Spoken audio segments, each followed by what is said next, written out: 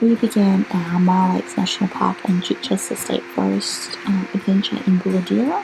From there we drove to Bombay Point to catch the ferry across into the Myall National Park. The car ferry operates every 30 minutes from 8 a.m. till 6 p.m. It is cash only, and a return trip for the day cost us $13 for our Miss Navara. There is more information about the ferry and the Crossing the National Park website, but if you do arrive outside of the 30-minute window, there is an area to get coffee there, and the standard coffee cost us $5. But for our day of beach driving, we did initially want to enter via the Mungo four-wheel drive beach access. There was quite a large line of traffic waiting, and given that it was school holidays, we decided to keep going and find an alternate route. On Mungo Brush Road, there is only 2 access points for beach driving, and we decided to enter at Lemon Tree and give it a go. It is a smaller section, and it does take you along to the sand dunes and sacred Aboriginal place called Dark Point.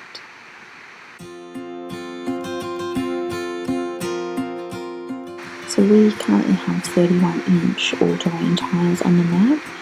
Before we hit the sand, we did stop and let some air out, but I'm probably down to about 18 psi, I think. And this allowed us to get enough traction without any dramas in the soft sand.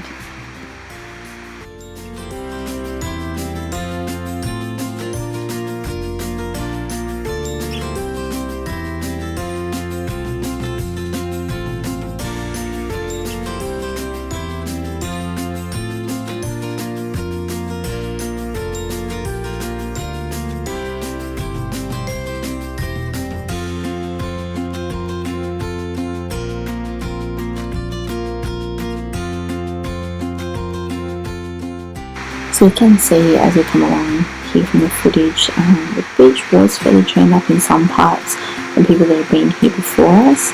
Tried to just keep a fairly constant speed, no erratic or excessive braking, and obviously stuck to the regular road rules. Max speed on the beach is 40 k's. Just got to be really mindful of wildlife, other drivers, and also not driving over any areas of vegetation or the sand dunes.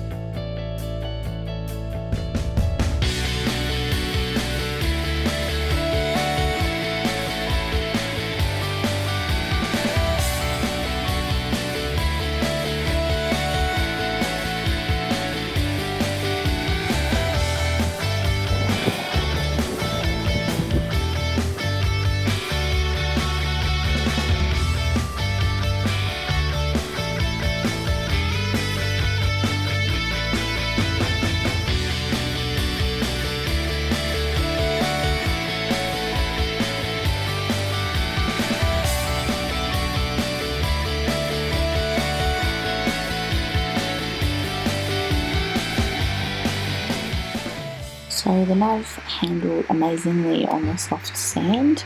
We have a 2018 Miss Navara ST Black Edition, which the navs have a 2.3 litre twin turbo diesel, which delivers 140 kilowatts of power and 450 newton meters of torque.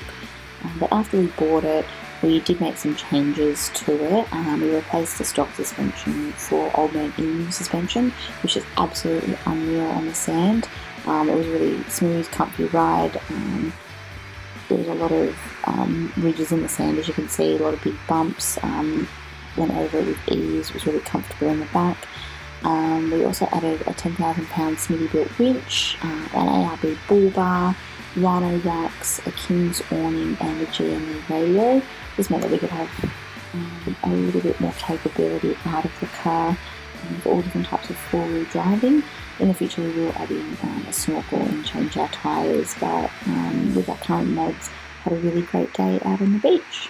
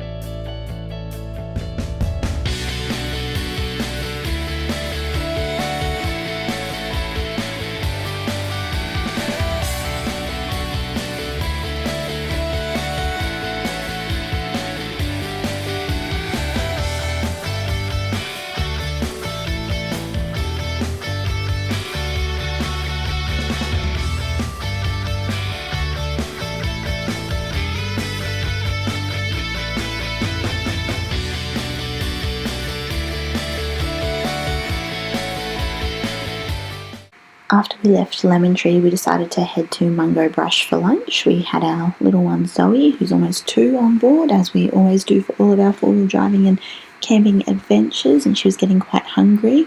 You can see from the footage, beautiful lake area. There were a lot of people camping there.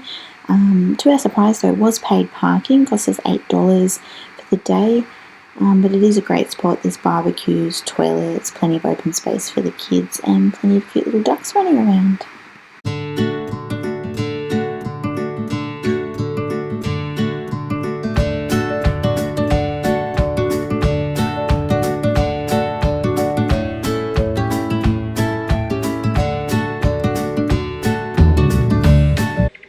After we left Gladila, we headed towards the Chichester State Forest. It's in the Lower Barrington Tops area, which you can access by Duncog or Gresford. It is in two different distinct areas. There's the western side, which has the Allen River, and the eastern side, which is the Telagiri River. We decided to camp at the Currawong Camp Ground, which I've got some pictures coming up of. It says four-wheel drive access only because there is a small water crossing. When we were there, the water was quite low because there hasn't been a lot of rain. But I imagine if there was a large downpour while you were there, it would become impassable to anything under a four-wheel drive. We didn't do a lot of four-wheel driving in the area, just one small little track, which was actually pretty well maintained. There was a couple of deep ruts, but nothing too serious, nothing that a four-wheel drive couldn't handle. So it was just a little bit of four-wheel driving fun for our camping trip.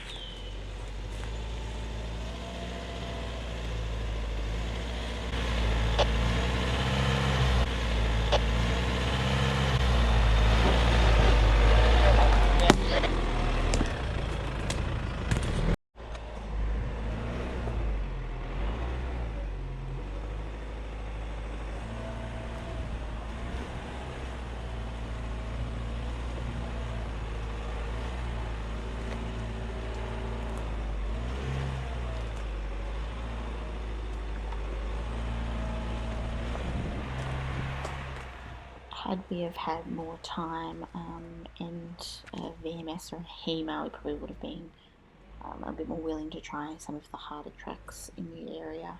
I imagine some of them would get quite slippery in the wet.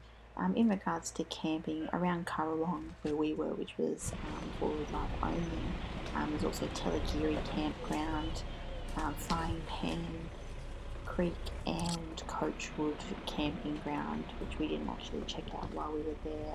It was October long weekend, but it was very, very busy. So just keep that in mind.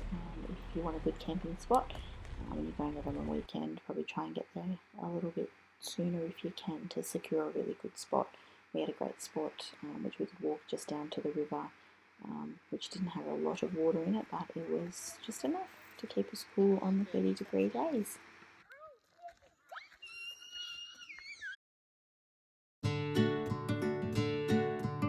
This is Currawong Camp Ground. As you can see, lots of dense bushland, this beautiful river just down from our campsite, lots of open space for the kids. You can have a fire, provided it's not a total fire ban. There's a long drop toilet, you can have dogs on leashes, but there is no phone reception there, but it was a really beautiful spot to camp.